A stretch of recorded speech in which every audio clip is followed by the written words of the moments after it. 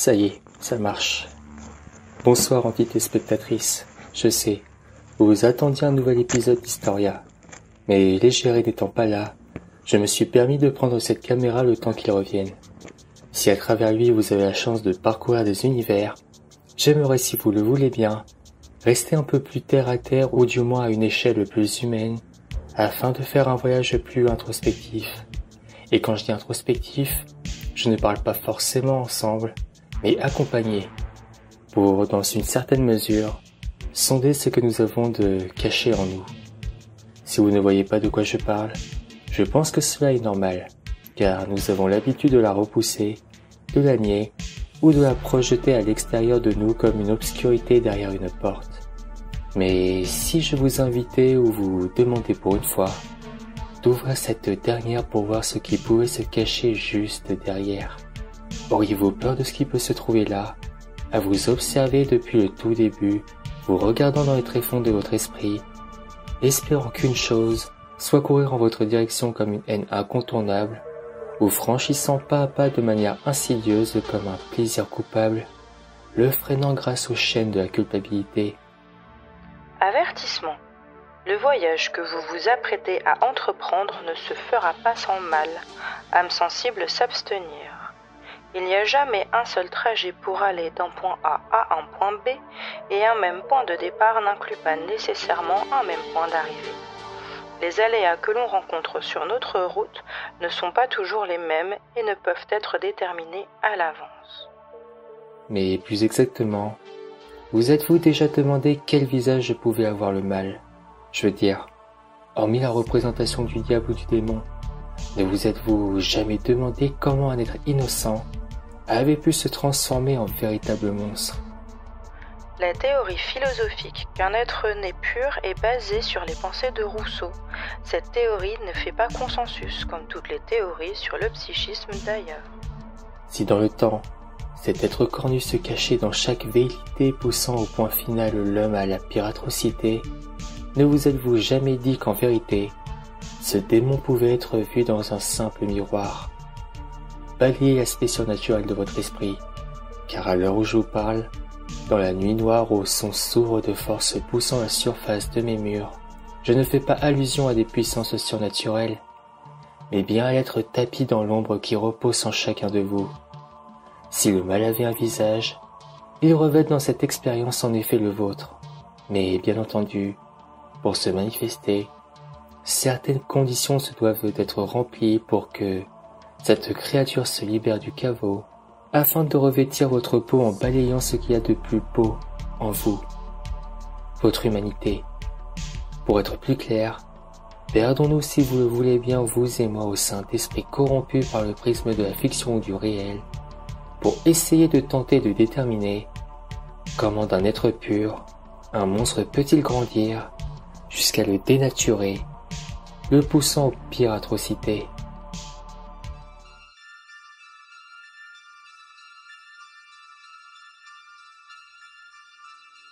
Ça y est, la porte est devant nous, et dans un sens, elle est tout à fait comme vous l'imaginez. Faite de bois, présentant aucune indication néanmoins, bien qu'elle provoque en vous une forme de malaise. Il y a comme quelque chose qui vous attire. Cette chose dégage une fascination. Si vous saviez qu'au fond, rien ne sera bon pour vous à travers, l'interdit est trop alléchant, et si une forme de bienveillance ne vous retient pas, ou ne vous a pas mis en garde, nul doute que vous vous dites que seulement l'approcher ne vous fera pas de mal. Dans les nombreux cas que j'ai pu observer, que ce soit par le biais d'œuvres ou documentaires, de reportages sensationnels ou simplement criminels, il y avait une forme de récurrence, celle de ne pas compter. Il est prouvé que l'être humain est un être grégaire. Dès l'enfance, le besoin de contact ou d'interaction est capital pour la bonne constitution d'une psyché ou de rapports sociaux. Freud a tiré de ces constatations la théorie du Nebenmensch, l'être aidant à côté. Cet être aidant va tenter de répondre de la manière la plus adaptée au cri de l'infant et lui permettre de subsister par ses soins. Si des tests en laboratoire sur des singes montraient le côté impérieux de se sentir protégé et aimé comme étant important, notamment avec d'horribles tests dont la plus connue fut la théorie de l'attachement par Harry Harlow, où on enlevait un bébé à sa mère pour en étudier les réactions, allant jusqu'à lui donner un substitut métallique à l'image de ceux qui connaissaient, qui était capable de le blesser. Le résultat fut que ce bébé, malgré les douleurs infligées par cet être froid et métallique, ressentait une affection qui semblait plus vitale et nécessaire, quitte à s'accrocher à un être qui lui accordait seulement des violences physiques. You see the contrast in the behavior? But here the monkey, by rubbing against the cloth mother, as if he were seeking as much contact comfort as he could get. Dans un autre cas, de manière plus rapprochée d'une autre, une observation sur des pauvres enfants privés de contact a montré que cela provoquait chez eux de véritables conséquences jusqu'à être pathologiques. En effet, l'hospitalisme de René Spitz exposait des cas de compensation et de troubles suffisamment nombreux pour ne pas être considérés comme cas à part, mais bien comme cas général par le biais d'études et d'observations. Les constatations de Spitz vont même plus loin. Un bébé à qui on apporte tous les soins primaires sans un regard ni sans affect peut se laisser mourir. Les soins primaires ne sont donc pas suffisants au bon développement d'un bébé. Ces enfants que l'on croyait attardés ou autistes souffraient en fait d'une pathologie bien connue des pédopsychiatres, l'hospitalisme. Et c'est absolument désolant à voir. Vous voyez un enfant tout seul, un enfant absolument privé du nécessaire psychiquement vital. Chez ces bébés, quand on les laisse seuls avec des gens qui s'en occupent de façon un peu automatique, sans un lien privilégié d'attachement. Donc des retards psychomoteurs, des choses importantes, parce qu'au fond, l'enfant n'a pas été accompagné dans une démarche d'exploration, n'a pas été soutenu. Problèmes de croissance, retards intellectuels parfois irréversibles, elle prendra désormais en compte la psychologie du bébé et son besoin vital d'affection. Ce sentiment de vide est pour moi ce qui sera la structure la plus forte de ce qu'un humain voudra éviter, conduisant celui qui franchit ce premier pas à la porte qui mène à l'obscurité. D'ailleurs, ce sentiment est traduit dans le film du Joker, dans cette œuvre. Ce sentiment sera la première forme ressentie avec celle de la frustration et la colère. Dans cette introspection fictionnelle, nous assistons à la descente d'un être pur, sensible et doux à un monstre transformé par l'antipathie d'un système méprisant les personnes fragiles, les aliénant dans un quotidien d'injustice, où la place de l'homme est seulement hiérarchique, où la base de la pyramide ne fait que subir et périr dans une indifférence générale. Ce vide est exposé de manière insalubre par le décor fatigué et poussiéreux d'un cabinet, au bord de l'étouffement et de la faillite. Oui, je vous l'ai dit. J'espère que ma mort aura plus de sens que ma vie.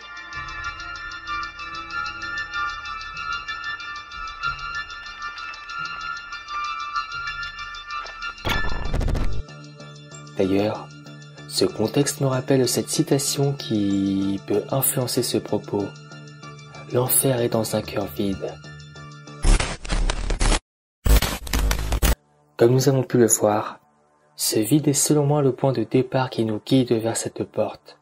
Toutefois, d'autres éléments peuvent influencer cette décision de s'y rapprocher de plus près.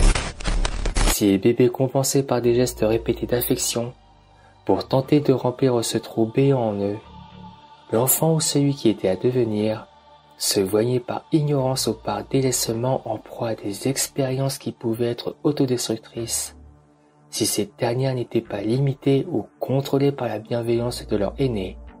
D'ailleurs, il est prouvé que ces dites limites ou étapes étaient nécessaires au bon fonctionnement de la psychologie d'un enfant. La sexualité ou la conception de la mort par exemple, étant une étape très importante, devant non pas être livrée de façon libre ou abrupte, mais seulement accessible à un certain âge avec le recul d'explication et d'expérience pour armer ou structurer nos consciences, au risque de voir, dans le cas contraire, altérer la nature de ce que cela pouvait représenter réellement. quitte à devoir être dépendant de choses intenses pour compenser et combler ce malaise couvrant ce vide, comme le moyen artistique dans le morbide, et les sons lourds et industriels torturés que Corey Taylor exprime, dépeignant une forme cinglante mais fantasmée de son mal-être qu'il transcende, pour donner cette musique qui résonne chez beaucoup de personnes, telles que moi-même, en une façon plaisante et cathartique d'exprimer dans un sens ses démons intérieurs. Christiane F. traverse cette histoire très sombre de la République fédérale de la fin des années 70 et des années 80. L'atmosphère y est très fortement dystopique. L'atmosphère est au renoncement, avec le sentiment d'être à l'étroit. À la cité Gropios, on apprend pour ainsi dire automatiquement à transgresser les interdictions. La cité est hérissée de panneaux, et presque tous ces panneaux interdisent quelque chose aux enfants. Ils essayaient tout ce qui les faisait se sentir défoncés, comme ils disaient eux-mêmes. Tout ce qui, d'une manière ou d'une autre, rend la vie plus douce, modifie la conscience. Ils ont essayé tout cela. C'était un moyen pour eux de surmonter cette tristesse dans laquelle ils devaient vivre. Et c'est là que les gros problèmes ont commencé. C'était comme si on flottait. On était en suspens, mais d'avoir le sentiment d'être vivant. Quand on était là, on planait loin de toute cette saloperie. Tu flottais loin de tout ça. Un enfant délaissé psychologiquement en proie à ce vide intérieur, d'autant plus s'il s'adonnait à ses pulsions instinctives sans protection. Si j'avais parcouru ou survolé cette époque un peu austère avec notamment une évocation au grunge avec Kurt Cobain ou au punk avec Gégé Allin, dont les héritiers d'aujourd'hui représentent plus une tendance ou une mode, bien que pour certains cela représente une réelle façon de vivre qui peut être pour les uns attirante et d'autres repoussante. Ce fut le cas dans ma mémoire, en pensant à petite Christiane de 13 ans, qui m'évoque le plus cet argumentaire, cet embrassement et cet embrasement dans un sens désespéré dans ces ténèbres, représentation d'une jeunesse livrée à elle-même, au sein de paysages bétonnés. Cette alliance de fausses d'ennui, couplée aux hormones de personnes de leur âge, provoqua une synergie mortifère où la destruction par l'interdit était une des solutions trouvées pour se sentir le temps d'un instant en vie dans une ville morte où ils avaient le sentiment de le devenir aussi. Elle voulait simplement une forme de famille, être en groupe, avec le sentiment d'être en sécurité. Tout le monde connaît ce sentiment-là. C'est pourquoi on peut tous s'identifier à ce texte, même si on n'a jamais fumé une seule cigarette. Elle ressentait toute cette douleur et ce vide, et elle avait surtout ce désir d'avoir des amis. Si certains affectionneront par la suite un attrait pour le spleen, ou cette mélancolie séduisante dans la complaisance ou la satisfaction de la souffrance délectante, d'autres iraient plus proche de la porte, contemplant cette poignée qui ne demande qu'à être tournée. Une certaine continuité dans le désespoir peut engendrer la joie. Ça y est, la tentation était plus forte et si l'espace B en vous entoure, cette porte inquiétante ne peut être pour vous qu'une voix répondant à ce néant. Si de prime abord, toutes les informations que l'on recueille nous alarment qu'elle n'est pas bonne pour vous, ce même mal-être se transforme en quête de sens. Puis, en étant tout de même conscient de cette noirceur, cette peur paraît bien moindre que la sensation d'inanité. Et c'est ainsi que la poignée sera tournée. L'addition d'un mal-être et le sentiment d'être anesthésié peuvent constituer les premiers pas de ce qui sera en quelque sorte votre chemin sans retour. Pour le peu que vous ayez des personnes inadaptées comme vous, mais avec un bon fond, seule la vie de la personne en elle-même pouvait se voir alors dégradée. Néanmoins, pour des individus qui avaient bénéficié de relations ou de constructions que j'estimerais de stables, un éloignement dû aux différences pouvait se creuser entre eux. En effet, l'homme motivé par ses besoins sociaux et naturels de vivre en groupe, codifiait ses relations avec ses congénères, allant tous à peu près dans le même sens, pour une harmonisation de la vie en groupe, mais dans un cas plus large, civilisationnel. Un de ces phénomènes les plus connus dans la conscience collective se traduisant par exemple avec le conformisme. Quoi qu'il en soit, dans ce développement, si des personnes étaient en marge ou manquaient à ces codes, elles se voyaient donc privées ou rejetées par ses semblables. En parlant d'organisation sociétale, il peut être intéressant d'évoquer ici le mythe symbolique de la horde primitive de Freud exposé dans son ouvrage Totem et Tabou. Au départ était un père tout-puissant qui régnait sur tout et avait le monopole des femmes. Ne supportant plus cette domination, les frères s'allièrent, tuèrent le père et le mangèrent en un repas totémique. Une fois le festin achevé, les fils furent pris de remords. De peur de représailles, ils érigèrent un totem à l'image du père. Afin que cette situation ne se reproduise pas, les fils établirent des règles, l'interdit du meurtre et l'interdit de l'inceste, d'où découleront le complexe d'Oedipe, le surmoi et le lien social. Et l'humanité étant ce qu'elle est, dans le pire des cas, cette distanciation pouvait notamment s'accompagner pour les plus jeunes de moqueries ou de violences. I went to a reform school in 43, and I've been fighting ever since. A child don't know what bad is. Yeah, I had a terrible childhood. Dans un groupe de personnages en quête d'eux-mêmes, le fait d'expérimenter la domination, l'acceptation ou la confiance en soi provoquait parfois de véritables actes de mépris ou d'acharnement. Si le mal n'est pas forcément pensé, le résultat n'en est pas moins changé. Tristesse, désespoir, manque, injustice, frustration, colère, haine et vengeance. Il écrit en lettres capitales « Tuer l'humanité ». Son journal intime est une logorée haineuse. Haine. Je suis rempli de haine et j'adore ça. Je déteste les gens et il ferait mieux d'avoir peur de moi s'ils veulent sauver leur peau. J'aurai ma revanche bientôt. Tous ces connards auraient mieux fait de me foutre la paix. Tout cela commençant par des étapes différentes, grandissant dans le cœur de celui qui se noircit de la méchanceté qui devient gratuite, si bien que cette âme qui de base ne demandait qu'à être amour, devient un damné de son enfer personnel, conduisant en soi à une forme d'aliénation remplie par l'impuissance et l'insignifiance, ou à une synergie malsaine de personnes nourrissant chacune leur propre colère. There was just people, intellect, intelligence.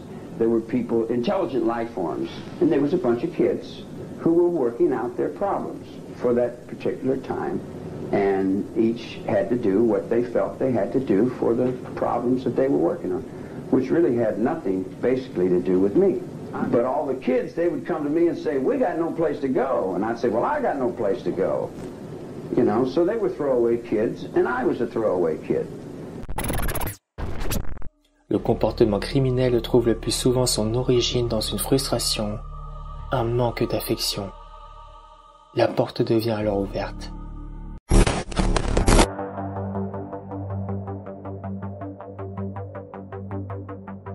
Étrangement, une fois que l'accès est ouvert, vous constatez qu'entre ce qu'il y a derrière et devant, vous ne faites guère de différence. L'abîme est aussi enveloppant des deux côtés, mais pour autant, une seule chose pouvait se distinguer, une forme de présence. Elle n'était pas visible, mais elle se voulait tout de même comme palpable. Puisque l'âme en peine se voyait alors rejetée, il était vital d'en trouver un sens. Mais en général, une personne mise en marge de cette société, surtout avec un jeune âge, se remarque rarement avec du recul, laissant les personnes avec un caractère intensifier leur comportement dans la compétitivité, à l'opposé des personnes en retrait qui amplifient leur comportement dans la dualité. Pour être plus précis, en fonction de la nature ou des pensées que chacun possède, si un cas dit marginalisé pouvait considérer qu'il n'y avait que des concurrents ou adversaires à surmonter ou dépasser, d'autres ne pouvaient voir malheureusement que des bourreaux ou des ennemis à éviter ou anéantir. Cette dernière catégorie, ne comprenant pas cette réjection, la comparant à du rejet pur, se voyait alors écartée avec seul moyen de défense, un avilissement de leur être, conduisant au dégoût de soi ou à un autre extrême, au dégoût des autres, ou les deux à la fois. Si la colère pouvait être l'arme des puissants, car cette dernière étant souvent accompagnée d'une certaine force, la haine pouvait être la défense à retardement de ceux qui baignaient dans l'impuissance avec l'horreur de n'avoir aucune limite, comme un volcan endormi prêt à exploser, quand ce dernier cumulait de la frustration petit à petit jusqu'à atteindre le débordement. Dans un registre moins général, une des comparaisons ayant ce même schéma ou fonctionnement d'une manière actuelle me rappelle beaucoup le dernier phénomène observé, exclusivement né à notre époque, du XXIe siècle, les incels. À l'époque, je ne savais pas du tout comment faire face au rejet des femmes. Je m'en prenais à moi-même, je me critiquais. Et ensuite, je déprimais. Les hommes vont juste souffrir seuls, et en silence. Je ne pense pas que ce soit uniquement de notre faute, parce que finalement, quand on y réfléchit, où est-ce que les hommes peuvent honnêtement parler de ce qu'ils ressentent, de leur place dans la société? Dans notre culture, ce n'est tout simplement pas bien vu que les hommes partagent leurs sentiments de solitude, de vulnérabilité. Du coup, il est plus dur pour eux d'aller chercher de l'aide. C'est comme ça à plusieurs niveaux. Au niveau psychologique, mais aussi physique. Les hommes vont par exemple attendre longtemps avant d'aller chez le médecin. Ils vont attendre jusqu'à ce que ça devienne très sérieux, contrairement aux femmes. L'année dernière, la députée féministe Diana Abbott alertait le gouvernement, rappelant que dans ce contexte où les hommes ne trouvent plus leur place, le suicide est la première cause de mortalité des 20-49 ans. L'incompréhension le plus souvent ne vient pas d'un manque d'intelligence, mais d'un manque de sens. Il y a quelqu'un. Au fur et à mesure que les yeux s'accoutument à cet abîme, une silhouette se dessine. Cette entité semble comme ramper sous le bruit de chaînes qui se veut de plus en plus audible au fur et à mesure que cette chose approche. Si le cauchemar pouvait s'incarner en une situation, nul doute que cela pouvait en être une représentation. Toutefois, si votre cœur était encore à son état originel, l'évidence serait tellement soudaine que vous auriez couru en direction de la porte. Mais, à force de blessures, il s'avère que cet humanoïde dégageait quelque chose qui la rendait peut-être familière. Car après tout, dans le fond, peut-être êtes-vous aussi mal en point que lui. Car au final, quand deux êtres blessés se rencontrent, quelque chose de particulier se passe, une attraction.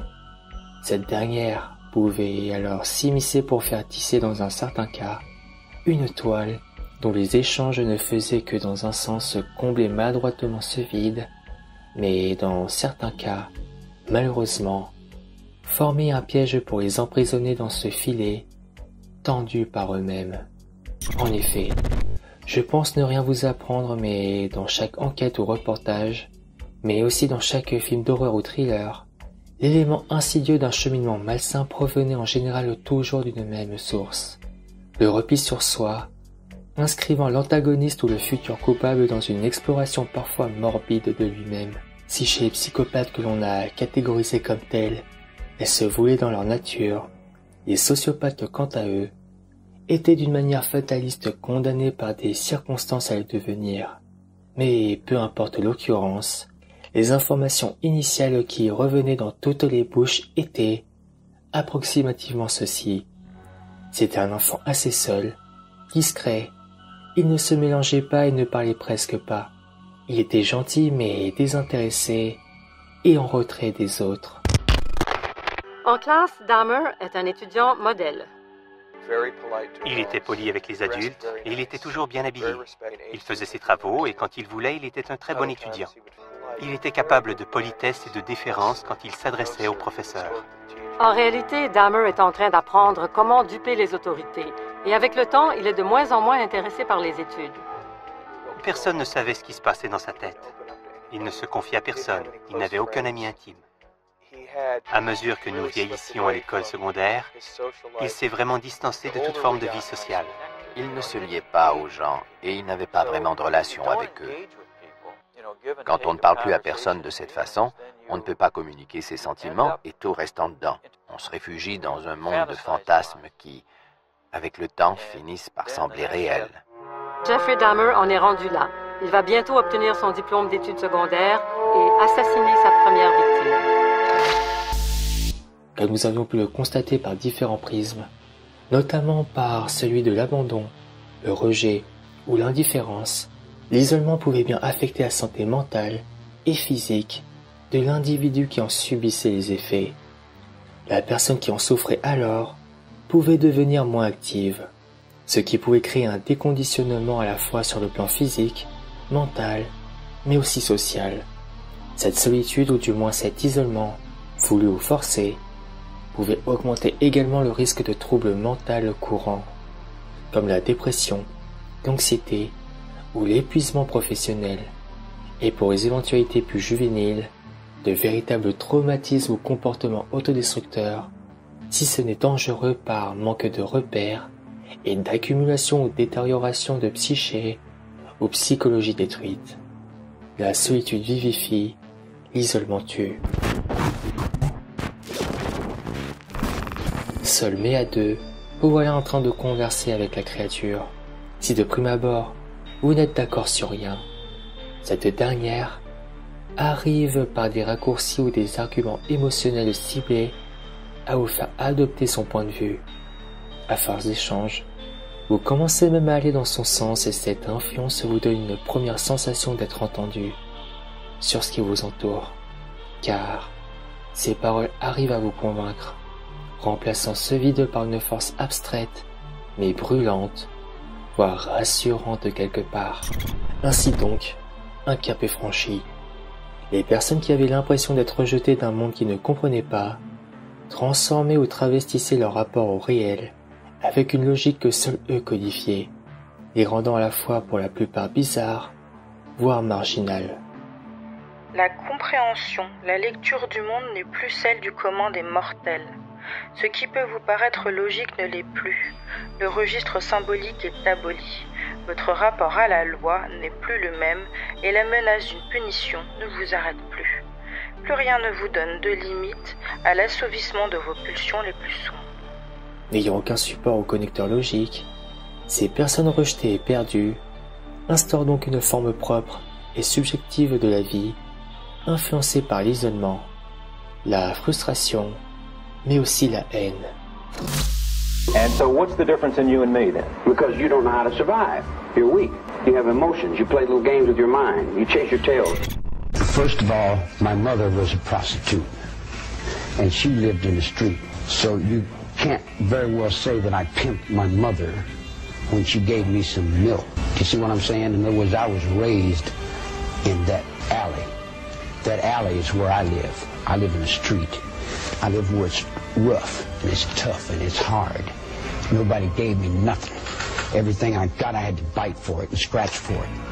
À ce stade, deux mondes pouvaient alors se croiser. Celui qu'on jugera de réel et celui fantasmé.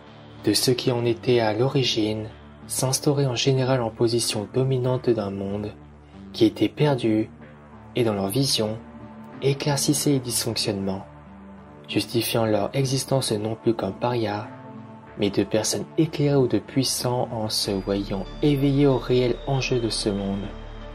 Le rejet devenant une protection aux personnes perdues, la violence contre eux une forme d'étouffement de leur puissance, l'isolement une épreuve de force, leur spécificité une preuve de leur différence supérieure, leur solitude en une liberté totale, etc. À ce stade, si ces personnes n'étaient pas capables encore de se défendre à travers les actions, ils se croyaient partiellement libérés mentalement de par leurs croyances, où ils étaient les meilleurs, dans un monde malade dont leur isolement était la preuve de leur bonne hygiène mentale ou existentielle, mettant alors leurs croyances au service de leur puissance, et non par leur fragilité ou leur sensibilité, à juste pouvoir se défendre. La famille une école de droiture, d'équilibre, de force et de progression, et de ceux qui s'y soustraient, s'engagent infailliblement dans la voie du mal et de la perdition.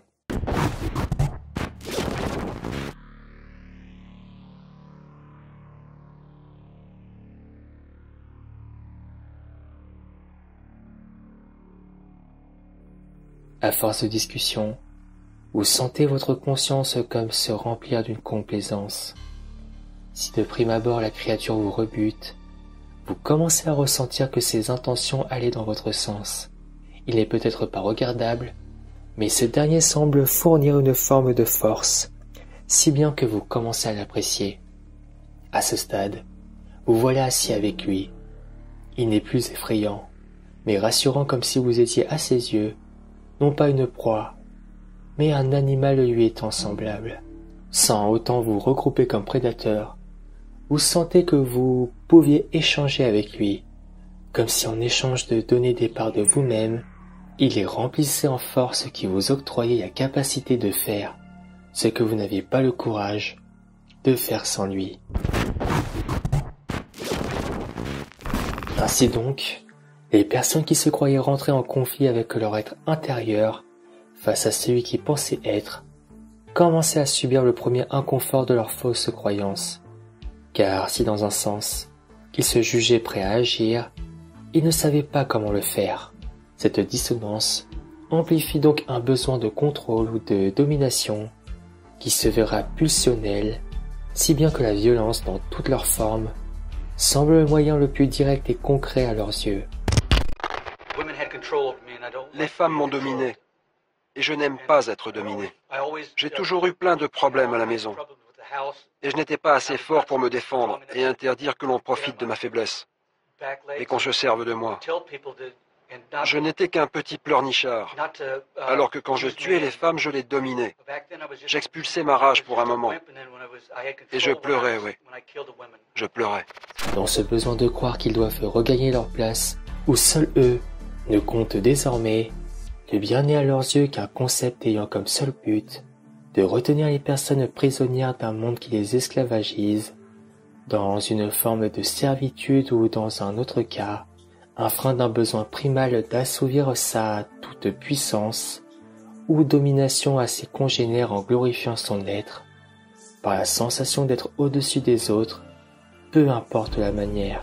Mais le premier pas étant le plus dur, cette confrontation mentale d'être au-dessus mais de se soumettre ne fait qu'accentuer leur mal-être et leur sentiment d'insuffisance, créant un cercle vicieux entre mal-être, impuissance, frustration et haine.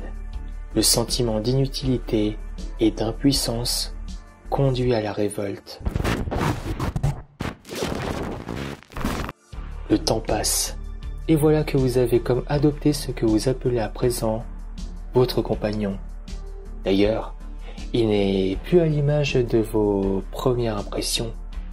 Il paraît plus humain, d'autant plus que, bizarrement, il arbore les mêmes cicatrices que vous. Chacune de ces histoires semble résonner comme similaire aux vôtres, et chaque souffrance subie, à son encontre, est pareille à celle que vous aviez vécue. Dans un sens, même si l'atmosphère est pesante, vous avez trouvé comme une oreille mais aussi une voix au néant qui était alors omniprésent dans votre vie. Vous êtes un être blessé mais à présent plus seul.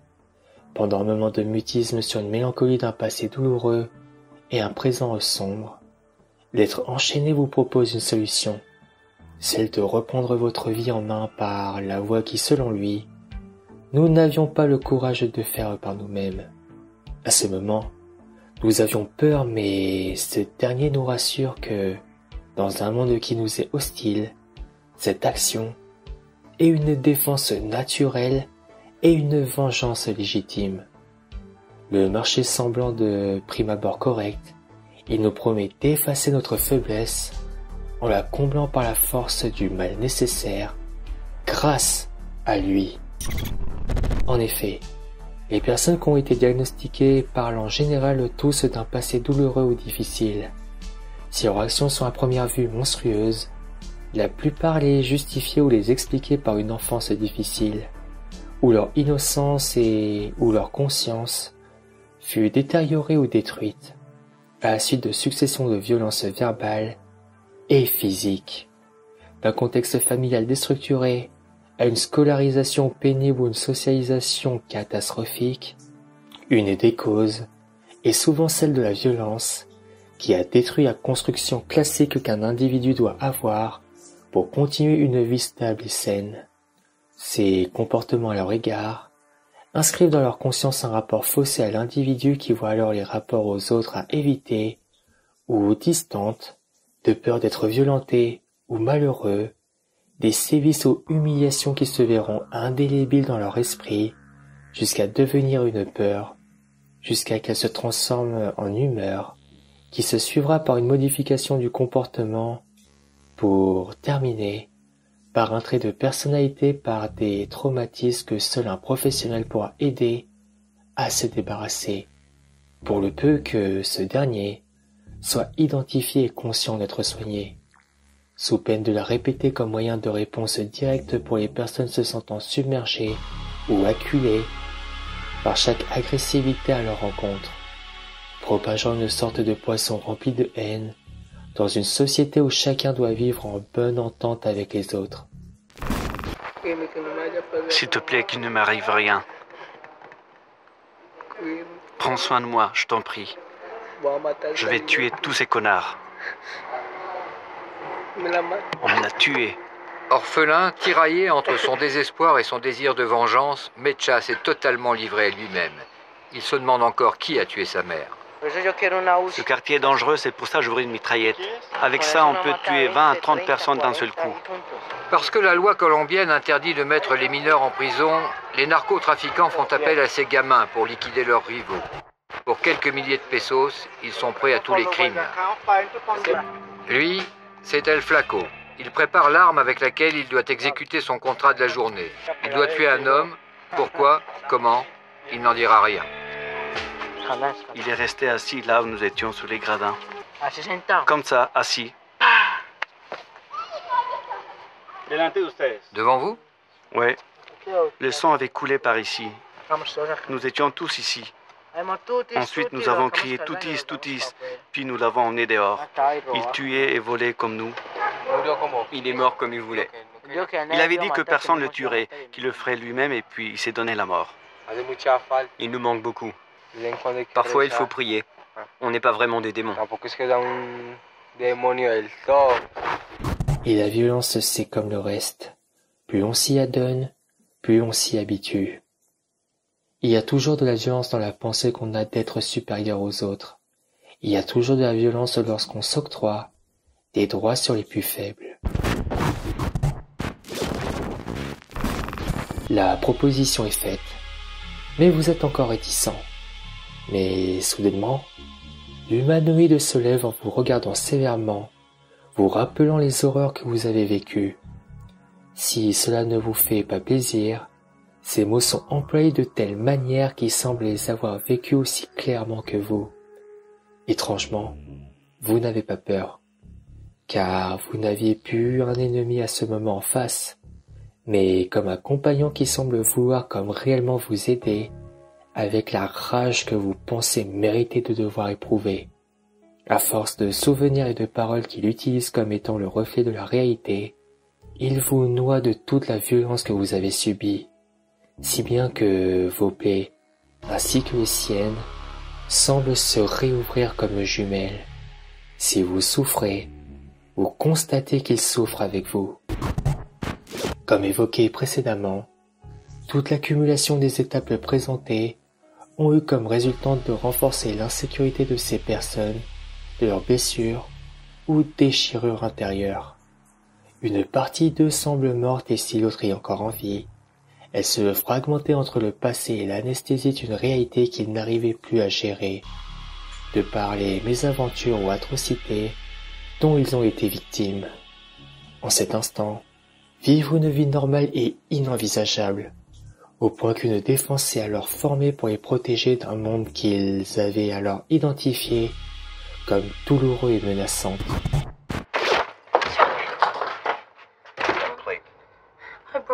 Did you break that plate? I broke the plate. Shut up! You're not his mother! She's not your mother. She left. See that? See that? Jesus Christ. What the fuck is it? Get back here. Get over here! What are you, some kind of a woman? Get out of here. Damn it. You want something to cry? You want to iron like a woman? Les actions qui suivront sembleront disproportionnées, mais logiques en vue de l'accumulation de toute douleur. Quand leurs consciences se virent remplir de maltraitance, un dysfonctionnement et un rapport faussé se développent en général pour protéger l'intégrité mentale d'une personne, et en vue des différents facteurs, mais aussi aux circonstances de l'individu qui l'a suivi. Cette dernière devient alors non plus victime, mais bourreau, sans s'en rendre compte. Le monde devenant manichéen par ceux qui agressent ou violentent, et ceux qui se font violenter ou abuser. Le mal était plus une notion négative, mais un moyen, comme un autre, de justifier ce qu'ils ont eu ou ce qu'ils sont, et un outil que l'on utilise ou que l'on refuse en acceptant de se soumettre à celle des autres. Pourquoi devrais-je m'excuser d'être un monstre? Quelqu'un s'est-il déjà excusé de m'en avoir fait devenir un?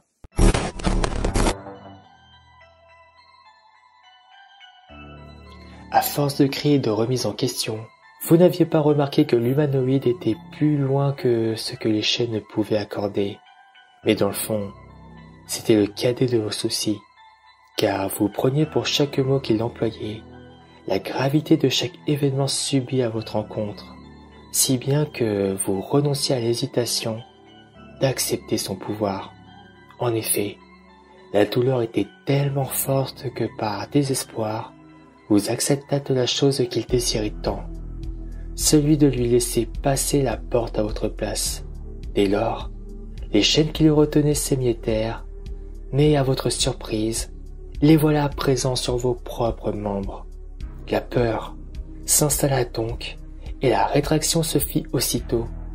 Mais l'humanoïde était déjà hors de portée. Nous y voilà. Les terribles conditions étant remplies, les personnes au bord de leurs limites voyaient alors leurs besoins de supériorité, leur plaisir ou leur pulsion se manifester en actions concrètes. À ce niveau, il est trop tard pour faire machine arrière, car le besoin de passer à l'acte est plus important que tout, ce qui conclura à leurs yeux la confirmation des croyances qu'ils se sont imaginées, posant de manière indélébile leur sentiment d'exercer leur bon vouloir sur les autres et de se réapproprier leur vie, jusque-là volée ou freinée par une société, des valeurs ou un monde qu'ils ne faisaient pas partie. Les personnes se transformant subjectivement à leurs yeux comme passe-temps, objets ou étapes à l'exercice de leur toute-puissance, qui, au plus haut de leur éclosion morbide, se concrétisera par des tortures ou barbarie et auquel cas, un meurtre expérimental qui fera taire leur insécurité ou comblera leur plaisir mortifère.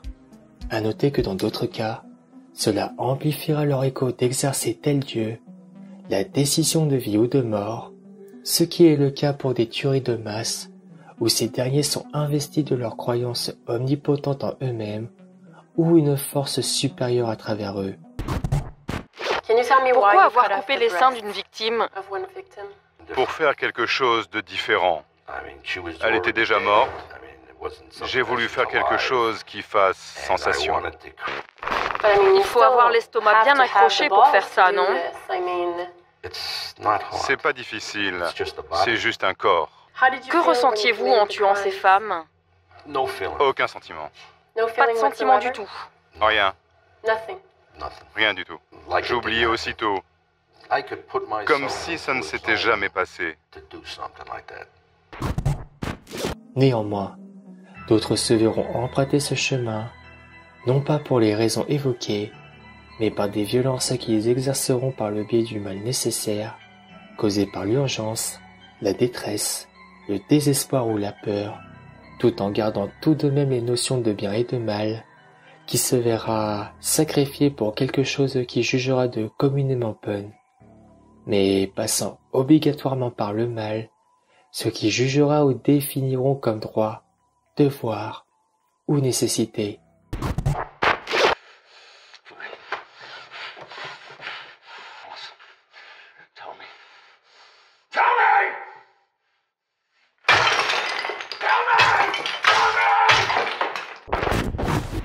Il n'est pas nécessaire de croire en une source surnaturelle du mal. Les hommes sont, par eux-mêmes, capables de toutes les méchancetés. Vous voilà piégé, et l'humanoïde est déjà derrière la porte. Bizarrement, il paraît humain et, s'il est de dos, sa forme vous est comme familière. D'autant plus que, malgré que vous soyez enchaîné et lui libre, cette sensation de confiance et de pouvoir semble quelque part vous satisfaire comme une drogue. Il n'y a plus de néant, mais à la place, une lourdeur qui est plus subite, mais comme incorporée à vous-même. Vous n'êtes plus le vide, vous l'incarnez et en faites ce que bon vous semble à travers celui qui est en face de vous.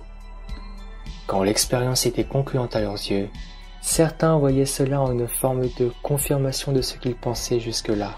Quand les uns les utiliseront de manière sporadique dans leur intérêt, d'autres emploieront des procédés en affinant leur méthode qui convaincra davantage leur position de domination parmi des êtres stupides ou mauvais de leur propre point de vue.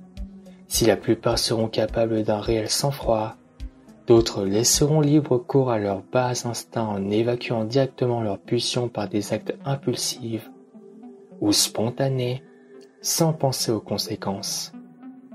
La pulsion, au sens psychanalytique, est une poussée qui prend sa source dans le corps, dont le but est la satisfaction, c'est-à-dire le retour à un état zéro d'excitation, par un objet qui est le moyen d'assouvir cette pulsion.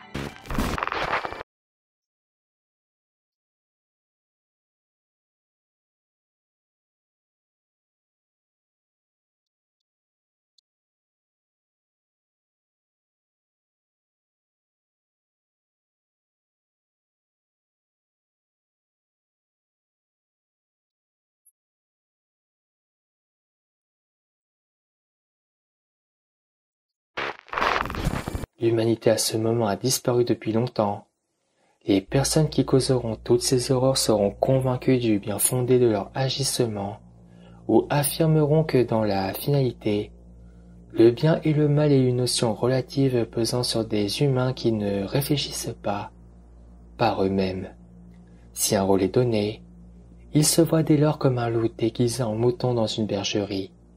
Si dans certains cas, tout devient un prétexte pour asseoir leur autorité ou leur sensation de puissance, nombre d'entre eux, à force de repousser les limites de ce qui est acceptable de faire, verront une exploration des sentiments par l'extrême comme dans un cas comparable à celui qui regarde de plus en plus de pornographie.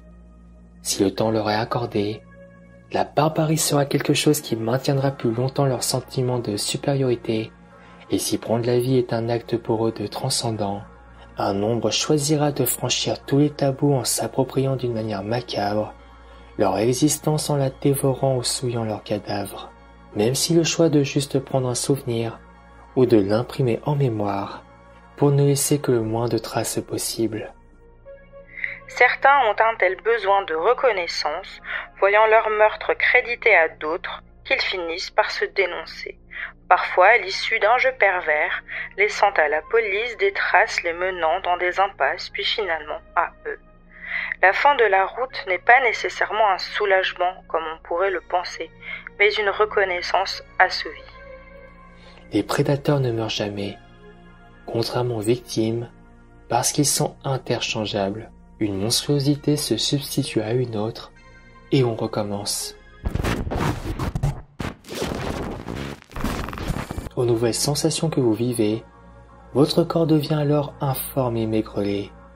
Si une sensation de contrôle vous est à présent tangible, vous voilà à l'image de la créature qui vous avait horrifié. Si votre corps est difforme, votre cœur semble encore là, mais malheureusement prisonnier de ces chaînes qui retient ce corps maigre. Dans un dernier espoir, vous voyez en train de jeter un dernier regard sur l'humanoïde. Mais, contre toute attente, non seulement il ne l'était plus, et de dos, il était devenu un humain tout à fait normal. Mais ce qui vous plongea dans un coma profond était quand ce dernier se retourna pour vous faire face. Désormais, il portait votre visage.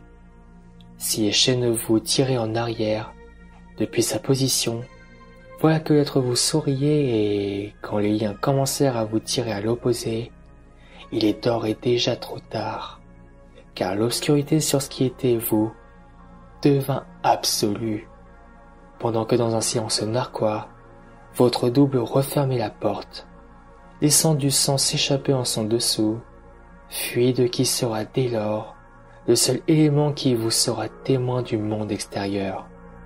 Nous y voilà. L'être pur qui était venu au monde avec innocence et capable de bonté s'en est allé pour laisser place à un être que l'on qualifiera une fois capturé de monstre. Le signifiant monstre vient du latin monstrare, qui signifie montrer, indiquer, et de monstrum, qui est un dérivé du verbe monere, qui signifie avertir.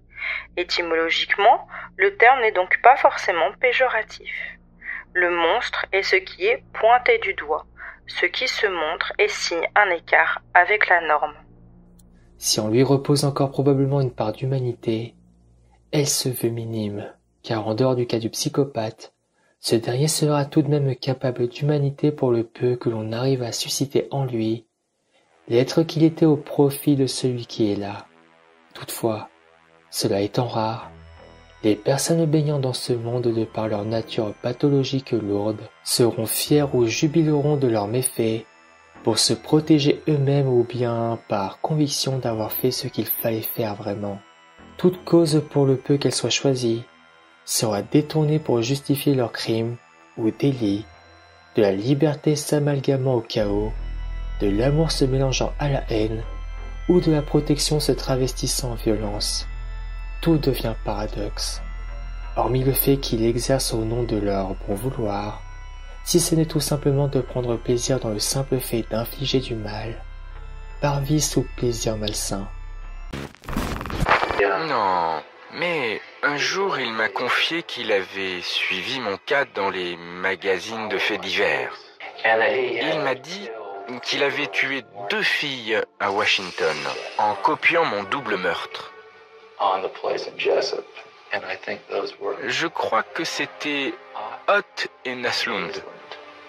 Il les a prises en stop, les a étranglées et violé leurs cadavres. Ensuite, il est retourné sur les lieux du crime pour violer les cadavres une 2e fois et couper leur tête, comme s'il voulait me rendre hommage. Ce n'était pas de la vantardise, mais un hommage qu'il voulait me rendre. Combien t'en as eu, Jerry? On dit 34. Mais c'est vraiment tout? Est-ce que t'as eu des cimetières privés? Moi, je lui répondais, Ted, je suis le meilleur. Lui, il avait 36 victimes, et il voulait être le meilleur. Il cherchait tout le temps à me faire dire, non, 34, c'est tout ce que j'ai. Mais je ne lui ai jamais fait ce plaisir. Je savais très bien que le nombre de mes victimes le rongeait. Et ma seule façon de lui clouer le bec était de dire, Ted, c'est moi le meilleur. Toi, tu vas griller sur la chaise et moi je serai là, le meilleur. T'es rien. Ça le rendait malade. Et je sortais l'article du Palm Beach Post en lui disant, Lisa, c'est culte. La une du Palm Beach Post. Cependant, la raison sera plus ou moins assez récurrente aux communes, celle de se sentir supérieur et d'avoir par le biais de la violence ou du meurtre, la sensation délectable d'être un être au-dessus du sens commun.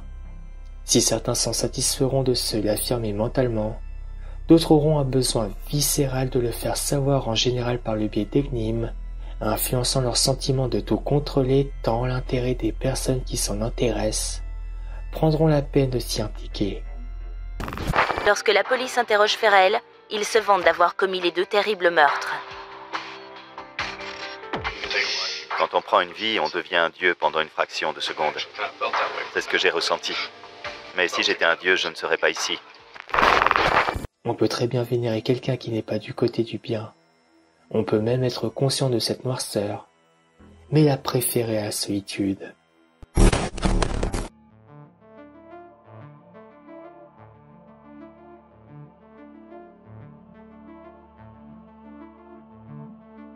Si cet essai ou cette mise en abîme est exposée de manière fataliste ou dirigée pour accentuer ou vulgariser le développement, la rédemption qui s'ensuit se verra du même registre. Si beaucoup ont vécu plus ou moins le même cheminement, tous ne finiront pas comme cela.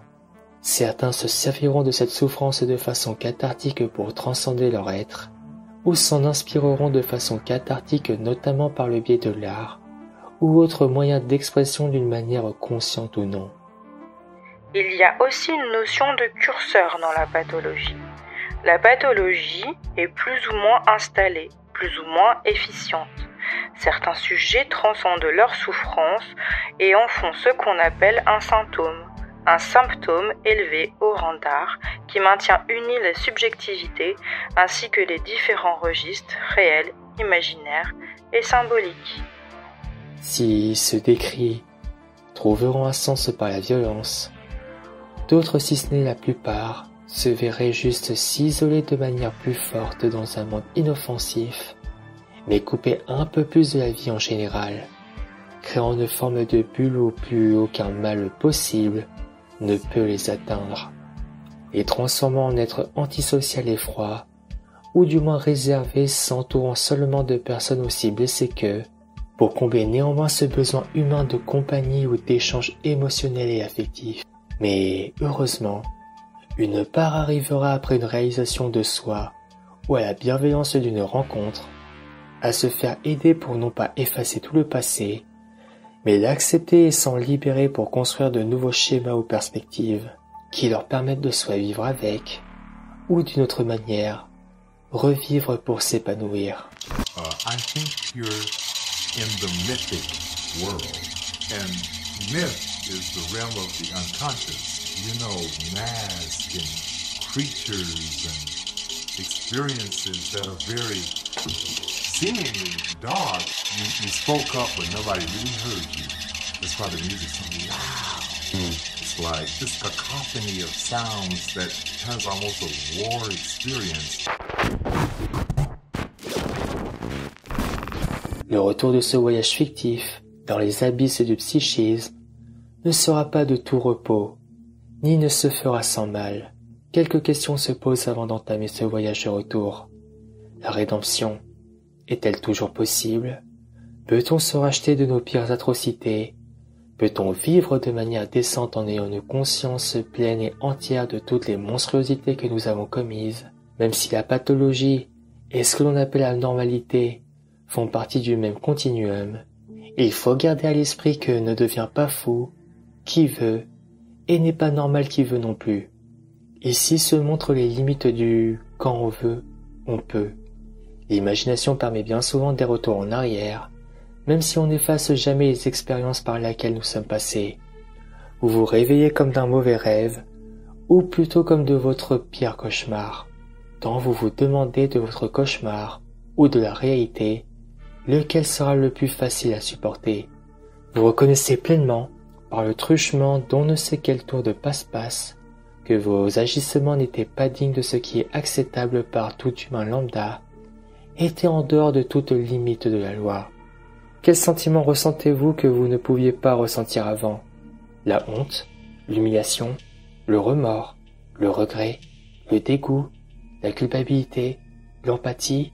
Peut-être vous retrouverez-vous dans le cas de ce patient de Grey's Anatomy qui, au réveil, d'une maladie qui altérait sa conscience, se rend compte qu'il a tué une jeune femme dans des circonstances accidentelles, mais qui ne peut vivre avec ça sur sa conscience et décide de laisser la maladie reprendre le dessus sur lui pour ne plus être hanté et rongé par ses émotions. Toute prise de conscience est difficile et fait mal au début.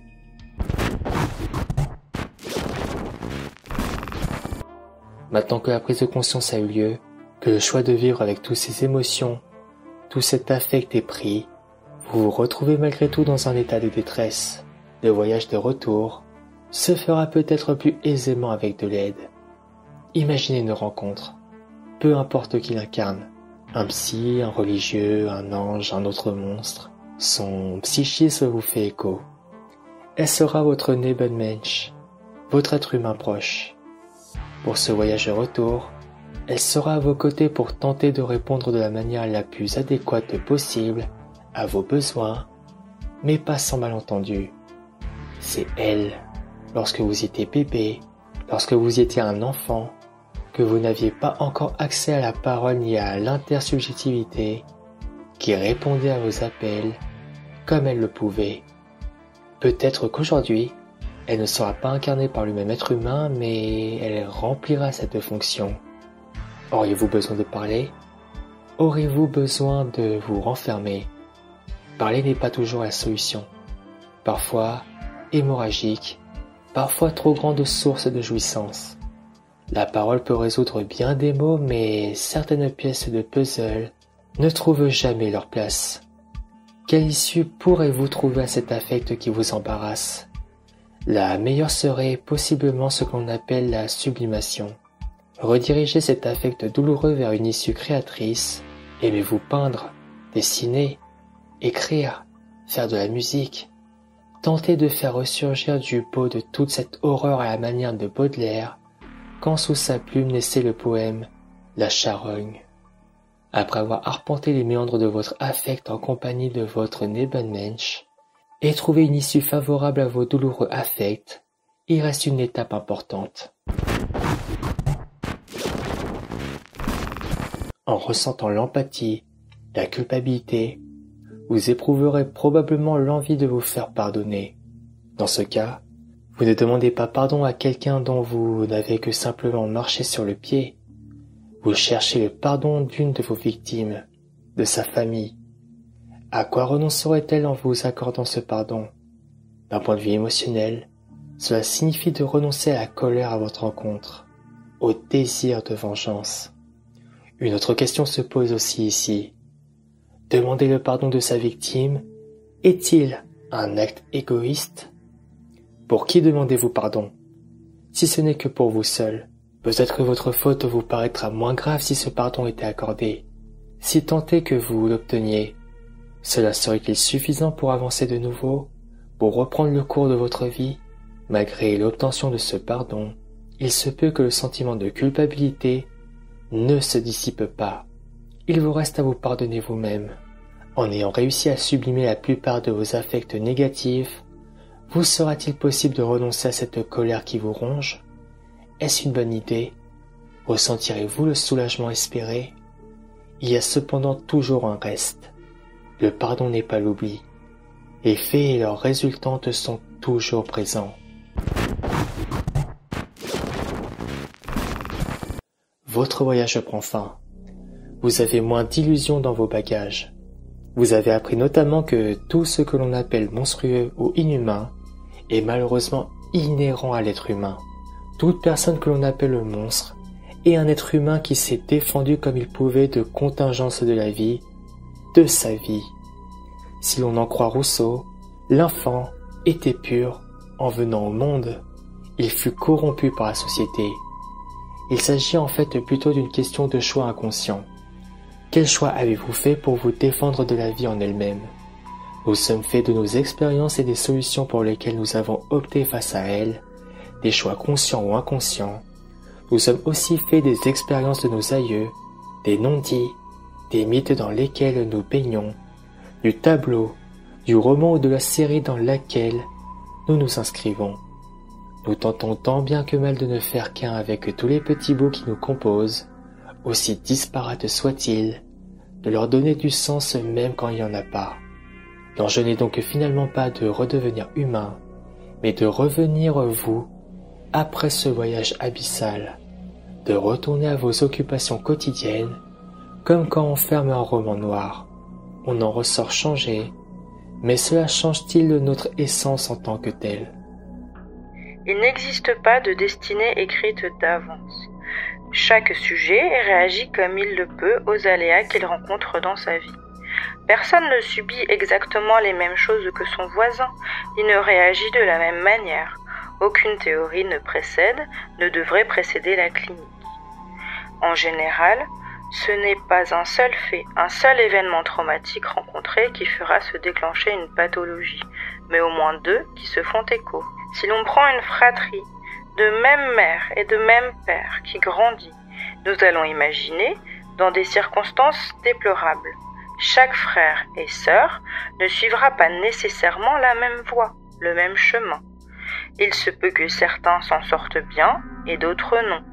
Cela dépendra non seulement de la place qu'il occupe dans la famille, mais aussi des choix inconscients qui seront pris. Rien ne peut à l'avance déterminer ces chemins. Cependant, une fois que certains choix sont pris, un retour en arrière n'est plus possible. Bien qu'il existe une plasticité psychique, il paraît purement utopique de penser que ceux que l'on nomme monstres peuvent reprendre conscience, car ils ne l'ont jamais perdu. Leur lecture du monde est différente. Ils savent que ce n'est pas bien, mais cela leur importe peu. Et sur le redevenir humain, ils sont humains. Ce qu'on appelle généralement communément inhumain est une partie inhérente à l'être humain. L'inhumain est humain, et la monstruosité aussi. Faut-il nécessairement les faire redevenir normaux ? Cette question se pose pour plusieurs raisons, notamment qu'une personne dite normale ne pourrait pas supporter de vivre en ayant conscience d'avoir fait de tels actes, de telles atrocités. Les monstres ont fait des choix inconscients dans leur développement, choix que les contingences qu'ils ont rencontrées les ont poussés à faire. Les symptômes que nous développons sont à l'origine des défenses, des aides face au monde extérieur. Quand ils deviennent trop envahissants, encombrants, ils en deviennent pathologiques. On ne peut penser le normal sans le pathologique, et inversement. Rien n'est manichéen. Chaque sujet est fait d'une mosaïque de traits qui, si certains sont en trop grand nombre, peuvent devenir de l'ordre du pathologique. La limite est donc ténue. Le récit fictif que vous venez d'entendre est celui d'une version du monstre, celui qu'on désigne comme un monstre sans réfléchir, le monstre poussé à son paroxysme. Nous avons tous, tapis au fond de notre inconscient, une part de monstre, de la pulsion pure à l'état brut, mais ce n'est pas pour autant qu'elle peut s'exprimer chez tout un chacun sans entrave. Quoi qu'il en soit, humain ou non, face aux épreuves, aux injustices ou à l'horreur, la finalité de ce que nous sommes et de ce que nous serons à devenir ne résulte pas forcément de ce que l'on pense, mais de ce que l'on fait. Si notre monstre intérieur nous torture de lui ouvrir la porte, étant une partie de nous-mêmes, il est de notre seule et propre décision de lui ouvrir la porte. À travers cette petite introspection, j'espère vous avoir fait réfléchir si ce n'est dans un certain sens, fait voyager comme légérer à ma modeste façon. Je vous laisse. Et si je peux me permettre de vous donner un conseil, n'oubliez pas que la rencontre que vous avez peur de faire au bout du chemin, à la nuit tombée, est probablement la même qui existe en vous et qui demande à être réveillée. Dans ce coin sombre, il se peut que le plus horrible des monstres, ce soit vous. Au revoir à tous.